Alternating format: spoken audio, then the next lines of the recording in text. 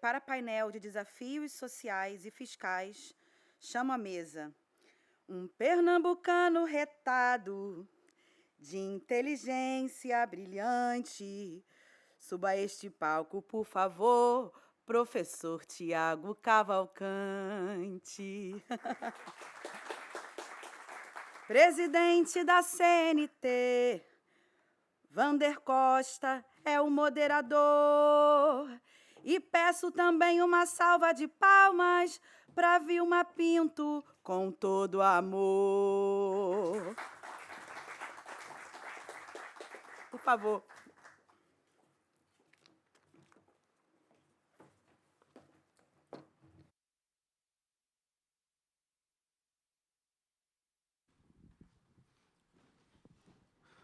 Boa tarde a todos. Agradecer a Carla pela acolhida, né, pela chamada de forma bastante agradável. E aproveito também para agradecer, no nome do professor Vitalino, o convite. É sempre uma honra poder estar aqui em Lisboa, participando do FIB, que é uma proposta de discutir assuntos que integram o Brasil e a Europa, tendo Portugal como porta de entrada. Uma breve apresentação dos nossos palestrantes.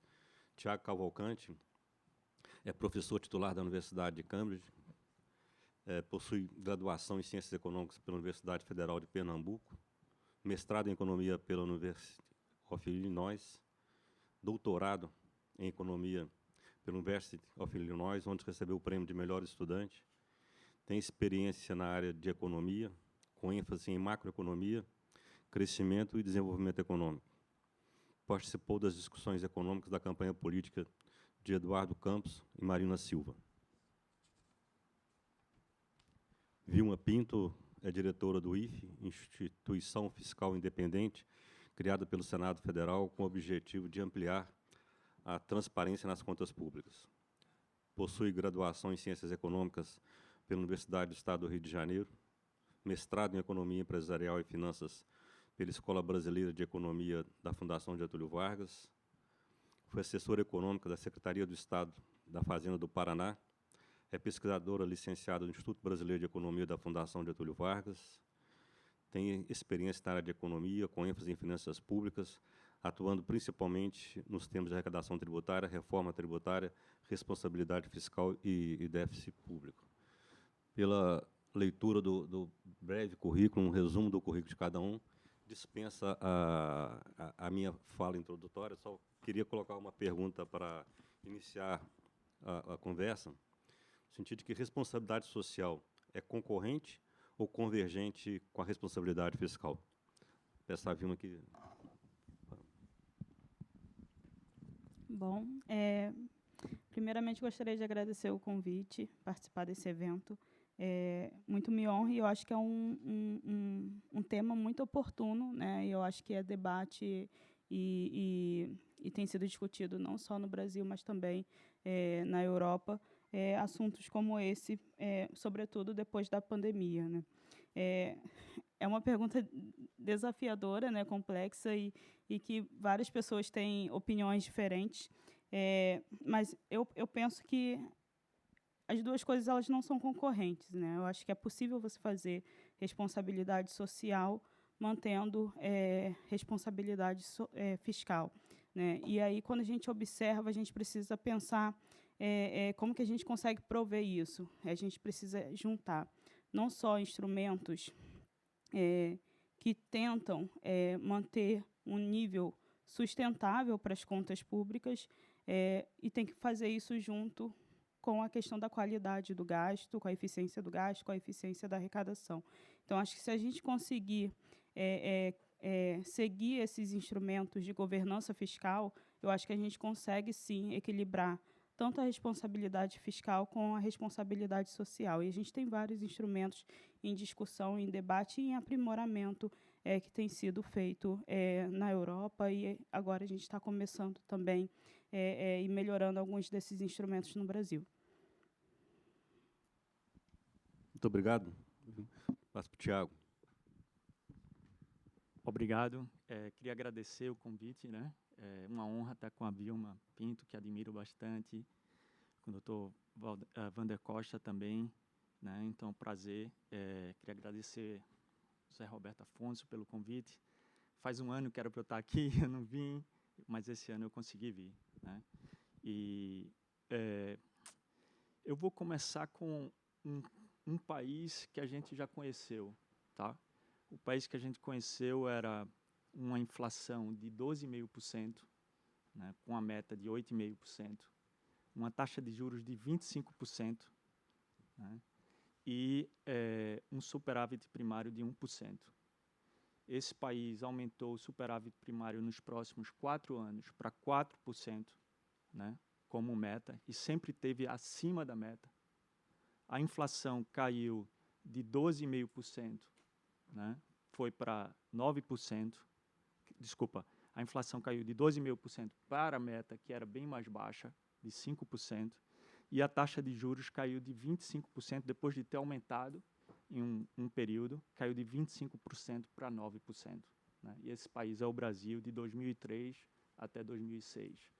E dentro desse contexto, a gente melhorou profundamente nossa desigualdade, quer dizer, a gente diminuiu nossa desigualdade, a gente viu a ascensão de uma nova classe média, né? Então, eu acho que a nossa própria experiência confirma, corrobora o que a doutora Vilma falou, que é possível fazer. Não é fácil, né? A gente não está dizendo que aqui que é fácil fazer isso. Nossa taxa de juros realmente é muito alta para padrões internacionais, que a gente pode discutir um pouco mais sobre isso. A gente tem a necessidade de investimento nas pessoas, né, que precisam de investimentos em termos de educação, em termos de assistência social, né? E a gente tem uma infraestrutura também que necessita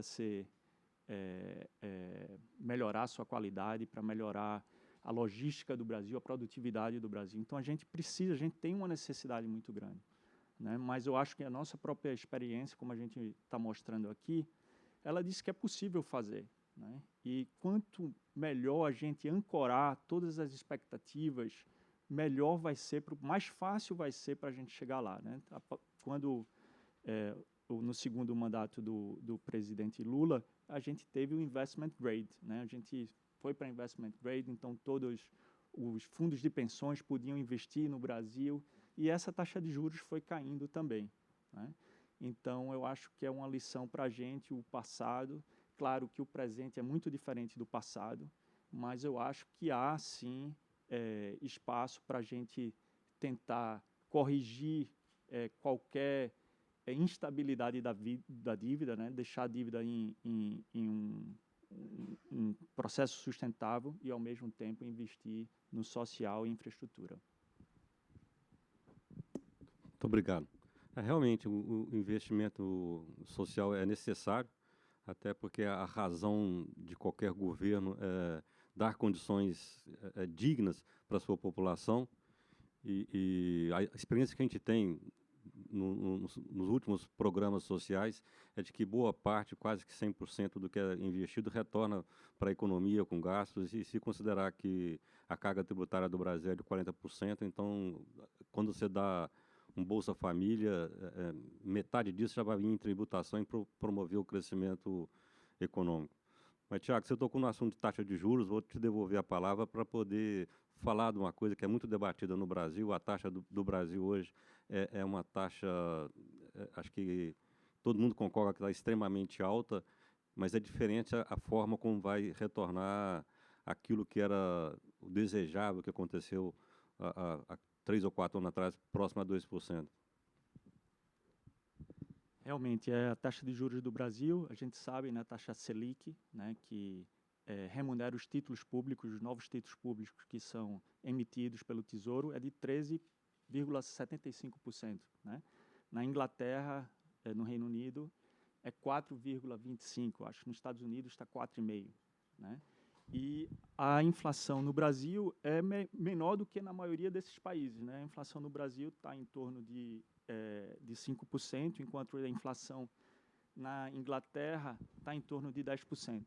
Né? Então, a gente tem uma taxa de juros real de 8 pontos percentuais. né? Enquanto na Inglaterra você vai ter uma taxa de juros real que vai ser negativa. Então, a taxa de juros da gente realmente é muito alta. O que é que explica isso? Tem tanto o lado da oferta como da demanda. Da oferta que a poupança da gente é baixa. A poupança da gente é baixa por vários fatores, né? Mas também é muito baixa em outros países. Não é que a gente seja muito diferente da Inglaterra, né? Então, a poupança da Inglaterra também é baixa, dos Estados Unidos é baixa. Então, não parece ser isso que explique só a diferença das nossas taxas de juros em relação a outros países. E um outro fator é o risco cambial, né? Então, quando você compra um título, você vai comprar um título e você vai comprar o título pensando nos retornos relativos dos títulos. Então, não é a gente, eu por exemplo, não compro, só compro títulos brasileiros, mas os bancos podem fazer arbitragem com custos de transações baixos entre os vários títulos que existem no mundo. E quando forem olhar os títulos do Brasil, vão fazer o retorno esperado desses títulos, que depende da taxa de câmbio futura.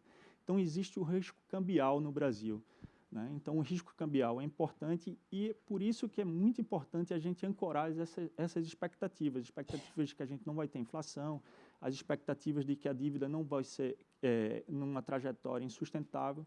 Então, essa parte é muito importante para trazer os juros para baixo, né? Os juros, na verdade, é um preço, né? Os juros é um preço. A gente pode controlar os juros nominal, né? Mas a gente não pode controlar tudo. A gente pode dizer, vamos baixar os juros lá para baixo, mas aí o que é que vai acontecer com a inflação, né? O que é que vai acontecer com a taxa de juros real? Então, essas outras variáveis a gente não consegue controlar, né? Não dá para controlar simplesmente por decreto. Então, a economia realmente é cheia desses trade-offs que são difíceis de a gente tentar resolver, né? Então, a taxa de juros é muito elevada, mas tem outros fatores também. Por exemplo, na Inglaterra, quando a taxa de juros estava 0% e foi para 4,25%, teve um impacto muito grande nas pessoas. Por quê? Porque as pessoas estão endividadas. A principal dívida das pessoas é a hipoteca. Então, por exemplo, minha hipoteca, eu posso dizer, minha hipoteca aumentou em 500 libras em um ano, né? Então, isso tem um efeito muito grande. Isso foi a média na Inglaterra, a média nas pessoas. Então, quando a taxa de juros aumenta na Inglaterra, você tem um efeito muito grande, ou seja, a potência da variação nas taxas de juros é muito alta, enquanto no Brasil não é muito alto. O mercado de hipoteca no Brasil é 5% do PIB. O mercado de hipoteca na Inglaterra é em torno de 1 PIB, né? Ou seja, é 20 vezes maior do que o mercado de hipoteca no Brasil. Então, são vários fatores que influenciam. A taxa de juros realmente está muito alta. Você pode debater também se a meta de inflação, 3%, é boa, né? Pode se debater. Eu acho que é totalmente razoável discutir qual deve ser a meta do Brasil, né? Porque a meta do Brasil tem que ser 3%, porque não pode ser 4%. Talvez no momento não seja isso, porque existe o perigo de não ancorar as expectativas, mas eu acho que é possível descer essa taxa de juros como a gente já fez no passado. Muito obrigado, Tiago. Vou passar para a Vilma sobre o mesmo tema, mas antes vou fazer uma provocação. A fala do governo pressionando o Banco Central ajuda ou atrapalha na possibilidade de reduzir a taxa de juros? E considerando que agora a inflação anualizada está dentro da meta nesse mês, não quer dizer que vai chegar no final do ano, mas agora há a possibilidade de uma queda já em maio? Nossa. Não, então, eu acho que estimula o debate, né? Mas eu acho que o processo de redução da taxa de juros, acho que segue a linha do que o Tiago colocou, né? Então, acho que vai seguir mais a questão técnica. Trazendo outros fatores para o debate, para essa discussão, eu acho que a gente ter reduzido, o governo ter anunciado o novo arcabouço fiscal, isso contribui para a redução de riscos e, consequentemente, pode gerar algum efeito nesse processo de redução da taxa de juros, né? Então, eu acredito que a partir de agora, né, dado que a gente já tem mais clareza sobre os rumos da política fiscal, acho que isso, de certa forma, vai mudar um pouco do time para a redução da taxa de juros, né? Na instituição fiscal independente, a gente está prevendo que essa taxa vai chegar em torno de 13% até o final do ano, né? Então, é provável que esse processo já comece a partir de agora. Muito obrigado. Que o Banco Central ouça as suas palavras e comece já a reduzir o mais rápido possível.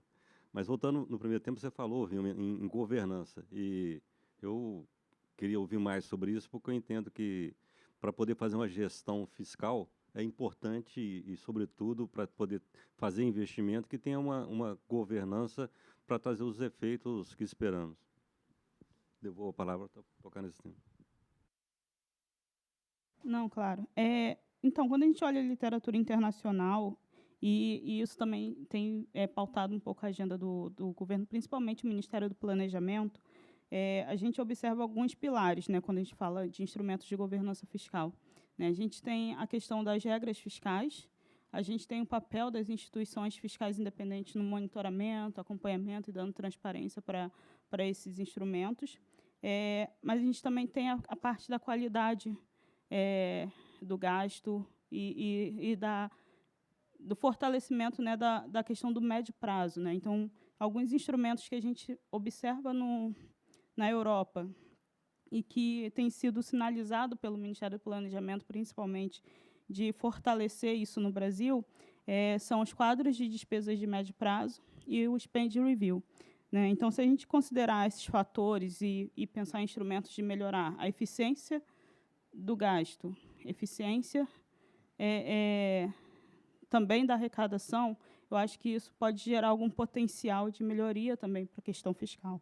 E aí, nessa questão da eficiência, principalmente quando a gente olha a questão do gasto, acho que essa questão da avaliação, monitoramento, avaliação das políticas públicas e eventuais aprimoramentos dessas políticas, eu acho que são fundamentais para que a gente consiga avançar nessa agenda. Então, assim, os pilares principais para uma boa governança fiscal são esses, né?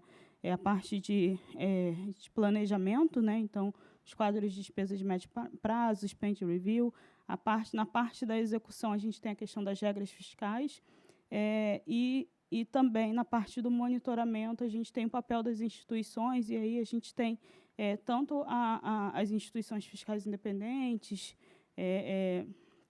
que a gente chama formalmente de conselhos fiscais, mas a gente também tem outras instituições que são muito importantes nesse processo, né? Então, no Brasil, a gente tem o TCU, né, que é muito importante nesse processo de fiscalização, monitoramento e das contas públicas. Muito obrigado. Passo para o Tiago para falar também sobre governança. Eu não sei muito de governança fiscal, então tudo específico eu corroboro o que a Vilma, que tem total conhecimento do arcabouço e das questões institucionais no Brasil, na cabeça, eu sigo. Eu queria tocar em 2 pontos que eu falei e queria voltar um pouquinho. Um é que, se a gente controlar essa âncora fiscal e a gente conseguir fazer com que o câmbio não se deprecie, isso vai ajudar muito na inflação também, né? Porque isso vai diminuir o preço dos bens importados para a gente. Isso vai ter um impacto muito grande na inflação. Então, à medida que a gente vai ancorando e a gente vai controlando, por exemplo, essa questão fiscal, e eu concordo com Vilma que o novo arcabouço fiscal vai trazer credibilidade para a gente e que isso é possível a gente diminuir qualquer incerteza que a gente possa ter do futuro. Isso vai ajudar bastante a gente, porque a taxa de câmbio tende a se apreciar. E por que tende a apreciar? Porque o Brasil tem muito potencial de receber investimento, né? Hoje em dia, você tem várias regulações em questão de investimentos ambientais, né, em energias renováveis. Estão todos, por exemplo, nas universidades, todo mundo só fala sobre isso, os fundos das universidades, né, estão todos falando sobre essa questão. Então, existe realmente um potencial muito grande de investimento no Brasil. E à medida que a gente tem uma ministra que tem muita credibilidade internacional, a ministra do Meio Ambiente, então traz muita credibilidade para a gente. Então, o potencial nosso de receber investimento e, com isso, apreciar o câmbio e, de certa forma, afetar na inflação, isso vai ser muito positivo. E o outro ponto é que a credibilidade é muito importante. Você vê o caso da Liz Truss, né? O caso da Liz Truss, que em agosto passado mandou o que eles chamam do mini budget, né? Um mini budget que era cortar os impostos sem uma contrapartida no corte das despesas, né? Então, você tinha um corte nos impostos sem uma contrapartida no corte das despesas, o que fazia com que a dívida subisse, né? E pudesse sair, de certa forma, de uma trajetória sustentável, né? E a partir desse mini budget, as pessoas não acreditaram, os investidores, o mercado, que quer que seja essa instituição, que infelizmente a gente tem que lidar, né? Infelizmente a gente tem que lidar, porque os recursos das transações financeiras são muito maiores do que as transações comerciais, né? E são muito mais fáceis de sair também. Então, à medida que a gente possa controlar isso, é muito importante também, tá? Então, eu acho que esse era um ponto que eu queria finalizar em relação ao meu raciocínio anterior, que eu não consegui finalizar. Muito obrigado. Mudando de assunto agora, vamos falar do que é muito dito no Brasil, lá da reforma tributária. A ministra Simone Tebet falou que a bala de prata do governo, eu conversando recentemente com um economista das principais agências de economia do Brasil que pediu reserva, falou que a reforma tributária, se ela não for feita agora, no primeiro semestre, é melhor que não fale no assunto, porque isso retarda o investimento no Brasil. É um raciocínio até simplista e lógico. Como é que eu vou investir num país que eu não sei qual que vai ser a regra tributária do ano que vem? E o que é dito agora pelo governo é que vai ter uma transição de 5 a 10 anos, e o grande mérito dessa reforma tributária proposta é reduzir a burocracia. Como é que nós vamos reduzir a burocracia se eu fico com o sistema antigo e mais um novo durante um período longo? A CNT já se posicionou junto com a CNA de que é uma transição rápida. Nós defendemos que tenha uma reforma tributária que venha beneficiar o efetivo, o verdadeiro contribuinte, que é o cidadão brasileiro, que não fica preocupado em beneficiar setor A ou B, mas que venha a beneficiar o contribuinte e que seja de feita forma séria. A gente entende que do contribuinte para o governo, o vacácio legis de 1 ano é suficiente para poder implementar, porque toda a contabilidade hoje é feita de forma automatizado, tudo informatizado. E a alegação que tem é que o prazo é necessário para poder amortizar os benefícios fiscais já concedidos. E por coincidência, a reforma vem para beneficiar a indústria. A gente entende que é necessário ter uma melhoria para a indústria, porque isso ela gera emprego, gera renda, mas você não pode também onerar só beneficiar a indústria e onerar os serviços, que é quem mais gera emprego do Brasil. Então, eu estou provocando um assunto de reforma tributária, que eu acho que o desenvolvimento social ele depende também de uma tributação mais eficiente, e um país que não pode reduzir o valor de arrecadação, que não consegue cumprir as suas obrigações sociais. Então, acho que vou propor a Vilma que começa a falar sobre o assunto para nós. Não, então, em relação à reforma tributária, a gente tem vários desafios, né? Então, a gente tem a questão da reforma da tributação do consumo, que é o que está sendo debatido agora, e é totalmente disfuncional o nosso sistema tributário, acho que não precisa dizer, e eu tenho tido algumas reuniões com instituições fiscais independentes de outros países, e quando eu falo como é o sistema tributário do consumo no Brasil, o pessoal não acredita, né? Como assim? Vocês têm mais tem 4 impostos sobre o consumo em cima de um único produto. Então, assim, eu acho que a gente precisa fazer uma reforma.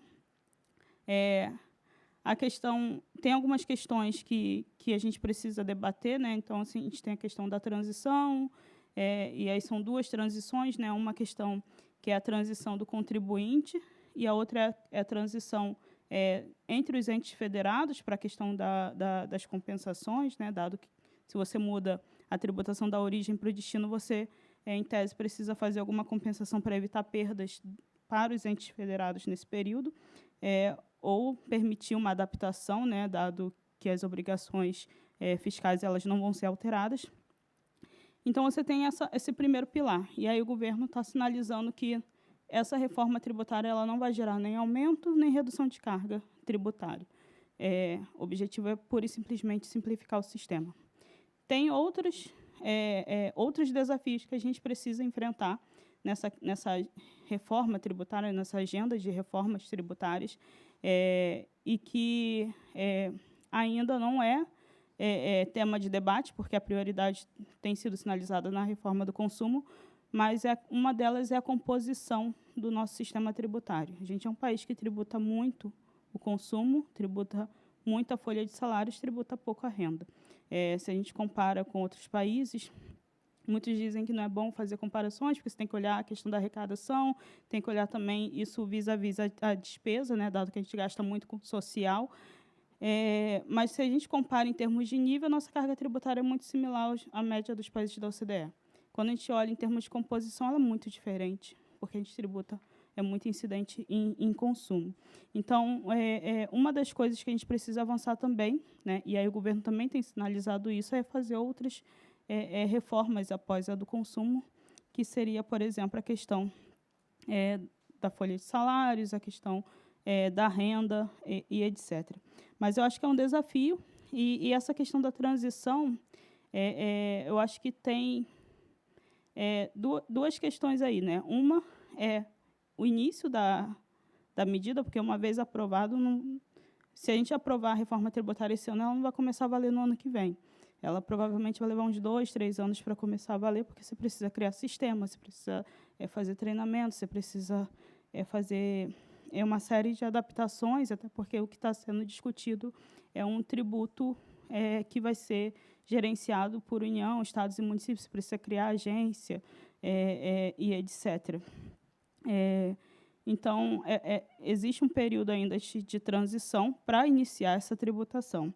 E uma outra coisa que aí eu vou falar isso sem muita expertise nesse detalhe, é que tem sido também sinalizado que a transição ela não vai, nesse caso em específico, não vai gerar muito ônus para o contribuinte, dado que o novo imposto vai ser pago junto com os anteriores. Então, é como se a gente estivesse no regime atual durante a transição, mas sem aumentar a complexidade. Realmente, eu não sei exatamente como isso funcionaria, mas a ideia é que isso não gere um aumento de complexidade em termos de apuração com a introdução desse nova sistemática.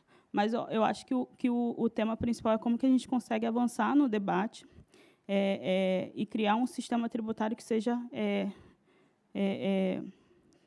que atenda aos princípios, né, de um sistema tributário mais eficiente, né, como que a gente consegue avançar nessa discussão e gerar um sistema tributário melhor em relação ao que a gente tem hoje. Obrigado, Vilma.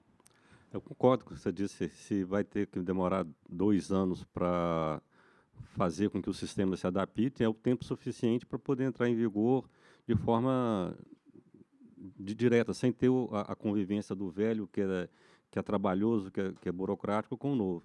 O que precisa de ter uma transição um pouco mais longa é a distribuição do governo com os entes federados. Mas aí já está consensado que vai ter um fundo de compensação para poder chegar ao equilíbrio, para calibrar as taxas, quanto é que vai para o município em troca do ISS, que vai ter uma redução da alíquota, mas vai ampliar a base de cálculo de forma muito significativa. Então, acho que a gente está convergente que a transição tem que ser rápida. E quando fala que não vai ter aumento de carga tributária, acreditando nisso, que nós acreditamos, que para reduzir a carga tributária de um setor, vai ter que aumentar de outro setor. Então, é isso que tem que debater com a sociedade para poder convencê-los de que aqueles setores que, porventura, têm um aumento de carga tributária vão ser compensados pela melhoria de negócio, pelo aumento da atividade econômica, para um crescimento maior. Mas, Tiago, suas considerações. Sem dúvida, essa reforma tributária é muito importante para a eficiência da gente, né? Porque a gente está tributando o que se chama em cascata, né? Cada etapa de produção a gente vai tributando e a indústria nesse sentido, é mais tributada porque tem mais, na estrutura produtiva, tem muito mais bens intermediários do que os serviços. Então, é muito importante a gente... E a teoria econômica fala isso, né? A teoria econômica fala que a gente não deve tributar bens intermediários, ou seja, transações intermediárias, a gente tem que tributar os bens finais, né? O valor adicional. Então, é muito importante a gente fazer, e há vários estudos mostrando ganhos de produtividades a partir dessa reforma tributária. Eu sou um pouco cético em relação ao imposto único. Eu acho que vai ser muito difícil passar, né? Pelas razões que o Wander Costa colocou aqui, que você pode onerar muito alguns setores em relação aos outros. E não só isso, os setores são muito diferentes na evasão fiscal, né? Os setores são completamente diferentes na evasão fiscal. Isso tem um trabalho com o professor Aloysio Araújo, da Fundação Getúlio Vargas, no Rio de Janeiro, também professor do INPA, em que a gente calcula a evasão fiscal por setor de atividade e a elasticidade das alíquotas da evasão em relação às alíquotas por setor de atividade. A gente mostra que existe uma heterogeneidade muito grande. Quando você tem uma heterogeneidade muito grande nessa evasão, você vai colocar uma taxa única, que é uma alíquota legal, mas a alíquota efetiva vai ser completamente diferente. A alíquota efetiva do que os setores vão pagar por conta da evasão fiscal, que é muito diferente. Você fiscalizar, por exemplo, a indústria em relação aos serviços e vice-versa, você vai ter uma alíquota efetiva muito diferente. Qual é o problema de você começar a propor heterogeneidade nas alíquotas? É que aí você abre espaço para um lobby, né? Abre espaço para você não definir os impostos a partir de uma lógica econômica, mas de uma lógica política. Então, é preciso a gente levar em conta os setores que vão ser mais onerados com essa reforma. E eu acho que a Vilma pode me corrigir, eu acho que existem pouquíssimos países onde existe uma única alíquota. Existem pouquíssimos países onde você tem você não tem muitas alíquotas, né? Você não vai ter muito, mas você vai ter 2 ou 3 alíquotas, né? Talvez para alguns setores que têm mais externalidade, seja positiva, então você diminui a alíquota, ou setores que você tem externalidades negativas, os efeitos negativos.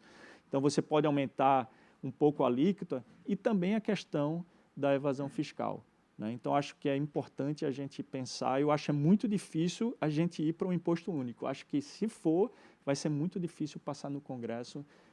É muito melhor a gente ir para algo um pouco mais, que seja mais possível de ser aprovado, do que a gente tentar ir para essa reforma, uma reforma de imposto único, que vai ser muito difícil por conta exatamente dos setores, da heterogeneidade e dos efeitos dessa reforma tributária, né? Então, é fundamental essa reforma tributária, a teoria econômica dá muito suporte em relação a ela, mas eu acho que é importante a gente pensar direitinho no que vai ser feito. Muito obrigado, Tiago. A gente pensa da mesma forma, de ter um imposto único.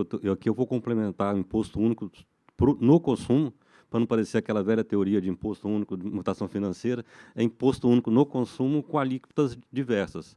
Eu acho que deveríamos ter pelo menos 3 conceitos básicos. Uma alíquota menor para aquilo que é de consumo essencial, aí poderia colocar cesta básica, saúde, uma alíquota normal e até uma alíquota majorada para aquilo que é supérfluo, de forma bastante objetiva, o consumo de tabaco, de álcool, e até para você poder fazer uma política, no caso que é feita aqui na Europa, de combustíveis fósseis, ou onerar o combustível fóssil para desestimular a utilização dele e incentivar a matriz de combustíveis renováveis, não poluentes, que também poderia vir com alíquota reduzida como forma de incentivo. O governo precisa de ter essa amabilidade de aumentar aquilo que é supérfluo, que não faz bem para a saúde, e reduzir aquilo que tem um caráter social. Até é a pegada do próprio governo de ter uma situação social. E, levando para o setor que eu represento, que é os transportes, de forma até bastante objetiva, a gente defende que, por transporte de passageiros, que é pago pelo cidadão, tem uma alíquota reduzida. Mesmo porque, se você pegar transporte urbano hoje e colocar 25%, que é o valor, vai trazer uma situação complicada de gestão isso. No passado, aumentou R$ 1 na passagem de São Paulo e foi motivo para ter movimentações populares. Então, tem que se ter cuidado com isso. Já no setor de carga, que até é a minha atividade principal, a gente entende que é suportável a alíquota normal, porque ele vai ser transferido para o outro cliente. Carga, você não faz transporte de carga para pessoa física, você faz para pessoa jurídica, e ela vai pagar uma taxa maior, mas vai se creditar na não cumulatividade, de forma que não seja problemática. Então, eu concordo, Thiago, é uma coisa que é importante, é importante que seja sério para poder destravar os investimentos no Brasil, mas também é importante que seja feito com bastante cuidado para trazer o objetivo final, que é melhorar a atratividade de negócio, a economia para o Brasil. Agora, mudando do assunto, vocês enxergam que o arcabouço fiscal proposto vai ter condições de se continuar com o investimento, e eu colocaria principalmente o investimento em infraestrutura, que é indispensável para podermos pensar no crescimento do PIB brasileiro, que se não tem infraestrutura, não falo só de transporte, não, falo de saneamento básico, falo de comunicação, de eletricidade, se não tiver esse tipo de investimento, não temos viabilidade de promover um crescimento sustentável. Vou começar pelo Thiago agora. Muito obrigado, Wander, pela pergunta. Né? Quanto ao arcabouço fiscal, a gente falou um pouco no início, né, que vai trazer credibilidade. Eu vi algumas contas, eu não fiz as contas eu mesmo em relação ao arcabouço fiscal, mas algumas contas indicam que a gente vai precisar aumentar a receita. Né? A gente vai precisar aumentar a receita, porque antes a gente tinha um teto do gasto, que toda a parte de ajuste era feito pelas despesas, né? E agora a gente vai ter que ter em torno de mais ou menos de 3 pontos percentuais de aumento de receita, né? Então, a gente vai precisar pensar nisso aí. Então, tem essa questão que precisa ser pensada realmente, né? Ou a economia crescer um pouquinho mais, que é possível, né? Como a gente falou, é muito possível o Brasil crescer muito mais se a gente conseguir realmente atrair os investimentos que estão loucos para ir para o Brasil, de certa forma. Então, acho que a gente pode crescer um pouquinho mais, né? E a questão da infraestrutura pública é essencial, né? A infraestrutura pública, ela determina o que a gente sempre chama do custo Brasil, né? Então, o custo de a gente fazer toda a logística de exportação, toda a logística também para o consumo interno, ela é influenciada pela nossa infraestrutura. A gente pode ver um caso clássico também do Reino Unido. Eu gosto de trazer o Reino Unido porque eu estou vivendo, né, os dois lugares que a gente teve o Brexit, né? O custo aumentou muito mais do que nos outros países, né, por conta do custo de comércio internacional, né, automaticamente aumentou, a parte toda de logística ficou mais difícil, a gente teve a questão dos caminhoneiros, a gente não conseguia nem ter oferta de caminhoneiros na Inglaterra, que ganhava 60, 70 mil libras por ano, né? Mas eles prefeririam voltar e só fazer o transporte dentro da Europa, porque o custo era muito alto de você fazer esse transporte. E o custo é pago a partir dos quilômetros que você vai. Então, se você passa um dia ali parado, né, o custo para o caminhoneiro vai aumentando muito. Então, é muito importante essa questão da infraestrutura pública. É muito bom, de certa forma, que o arcabouço fiscal traz implicitamente a questão do investimento em infraestrutura pública, ou seja, todo o excedente que a gente tiver em relação ao primário, né, as metas primárias que a gente tem, que podem ser alcançadas, né? A gente tem várias desonerações importantes que a gente pode diminuir. Eu vou citar uma que afeta mais ou menos a maioria da gente no Brasil, que é a questão da desoneração do imposto, por exemplo, em relação quando a gente vai para o médico, ou os gastos com educação, né? Então, quando a gente faz isso no Reino Unido, a gente não tem essa desoneração. A gente não pode fazer lá no imposto de renda, colocar gastos na educação ou na saúde e receber de volta, né? Então, eu acho que isso poderia, né, ser uma forma de a gente fazer um pouco dos ajustes fiscais. A gente vai ter que, de certa forma, doar um pouco para a sociedade para a gente poder aumentar também, por exemplo, a infraestrutura pública da gente, que a gente vai precisar de recursos, né? Muito obrigado, Tiago. Vilma.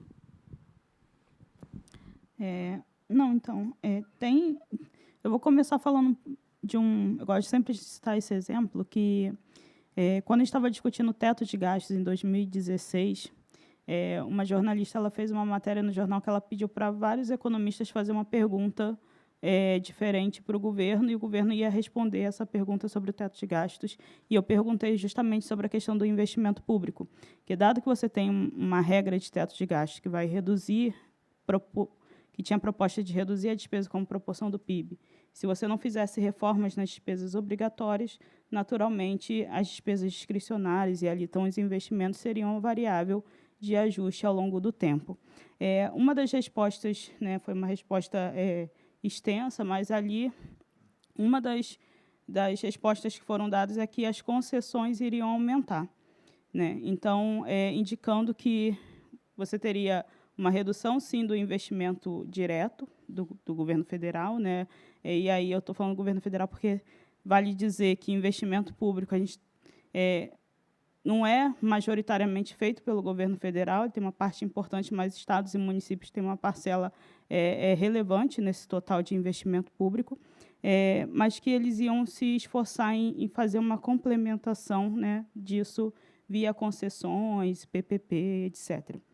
O que a gente viu, olhando os dados do Brasil, é que, principalmente no governo federal, né, estados e municípios, em alguns anos isso aconteceu, mas no governo federal, desde 2014, 2015, o investimento público ele não é suficiente nem para cobrir a depreciação do capital. Então, a gente está há vários anos investindo muito pouco. Então, a gente precisa, de fato, retomar esse investimento. O arcabouço fiscal, que foi proposto agora. O governo divulgou recentemente o texto mesmo, detalhando isso, e, nesse texto, ele propõe um piso para investimento. É uma solução que foi encontrada para criar essa... priorizar o investimento público também no orçamento.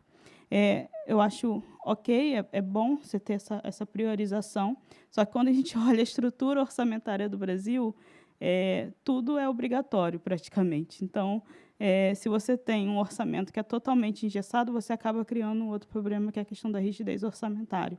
Então, como que a gente consegue equilibrar essas duas coisas nesse contexto? Mas, de fato, eu acho que a solução de você priorizar, né, a partir da legislação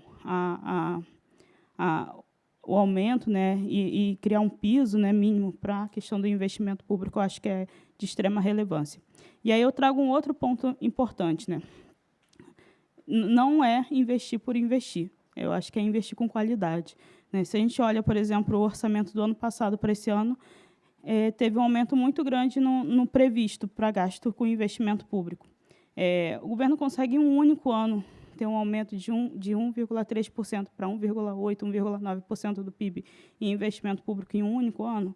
Não precisaria de um tempo maior de planejamento e maturação desses investimentos, ou é simplesmente voltar com as obras que foram paradas? Se aí for, ok, mas se for novos investimentos, não precisaria de um tempo maior de planejamento para que eles fossem mais eficientes? Aí são questões que eu coloco, não sou especialista nessa parte de infraestrutura, mas eu acredito que para a realização do investimento, acho que precisaria de um tempo maior de planejamento, né, do que um ano em específico. Sem dúvida, Vilma. Realmente, para fazer investimento, você tem que ter planejamento. Especificamente no transporte, este ano está com orçamento previsto de mais de 20 bilhões de reais, é coisa que não se realizou nos últimos 4 anos somados, mas não é suficiente para poder fazer nenhuma nova obra, porque isso, se conseguir gastar esse ano, que eu acho difícil, porque já estamos em final de abril e ainda não se começou novas licitações, o que está se fazendo é autorizando algumas licitações que já estavam prontas e que não tinham recurso para ser feito. Nós vamos conseguir recuperar parcialmente as rodovias do Brasil e fazer algum investimento em rodovia. E nós temos outro problema, porque quando você vai privatizar com uma taxa de juros real de 8%, o CAPEX aumenta muito e faz com que aquelas rodovias que eram privatizadas, tinha interesse privado, com o retorno desse, ela fica inviável. E como é que eu vou convencer, como é que o Brasil vai convencer o investidor a investir em infraestrutura para ter um retorno de 4%, 5%, se ele colocar no título público vai ter R$8? É uma discussão que a gente tem que avançar. Mas já mandaram o recado para nós que nós estamos acabando, então vou passar para a Vilma fazer as suas considerações finais e tocar algum tema que acha importante que não foi abordado. Não, eu gostaria de novo de agradecer o evento. Acho que é uma honra para mim participar desse painel, né, desse evento que está sendo promovido pelo FIB. Em relação ao tema, eu acho que a gente precisa também discutir, né, com um pouco mais de profundidade os temas transversais, né, quando a gente fala de orçamento, eficiência de gasto, eficiência de arrecadação. E aí eu colocaria isso como um tema para debate ou talvez para outros eventos, outros duetos que a gente possa ter. Obrigada. Tiago. Prazer, né? Aprendi bastante, né, com a mesa aqui e é um prazer falar com vocês. Quanto ao investimento, eu só não falei uma coisa. Existe a regra do ouro, né, que você pode se endividar para investir, né? Então, e que vários países usam essa regra do ouro, né? Você não pode se endividar se você não vai investir, mas você pode se endividar se você vai investir. Então, acho que é importante a gente pensar realmente em investimento público seriamente, né? E eu acho que a Vilma tocou um ponto importante, é pensar também nos custos de oportunidade dos recursos, porque a gente tem recursos escassos, então a gente tentar realmente pensar na eficiência dos nossos recursos, como é que a gente pode ter maior impacto social, maior impacto na economia. Então, realmente ter essa perspectiva quando a gente for alocar os nossos recursos. E, por fim, eu sou muito otimista em relação ao Brasil, né? Eu acho que, vivendo fora, apesar de estar sempre integrado ao Brasil, eu passo agosto e setembro todo no Brasil, na Fundação Getúlio Vargas, então sempre interagindo com economistas brasileiros, com pessoas do Brasil. Eu sou otimista em relação ao Brasil porque eu vejo realmente que os investidores têm muito interesse em relação ao Brasil, né? Então, se a gente saiu de um discurso completamente diferente em relação ao nosso capital natural. Então, a gente tem um outro discurso em relação ao nosso capital natural, que é uma das coisas que mais realmente atrai o Brasil. Então, acho que a gente pode ter um potencial grande de a gente crescer. E, por fim, eu queria agradecer a Carla Silva pela apresentação, que foi realmente muito bonita e me tocou bastante. Muito obrigado. Agradecer aos companheiros meus, a Vilma e ao Tiago. Eu tenho certeza que nós não conseguimos chegar a exaurir o tema, mesmo porque não é objetivo, mas acredito que os debatedores contribuíram com informações, com pensamentos que possam ajudar-nos a continuar o diálogo, a continuar a conversa sobre isso.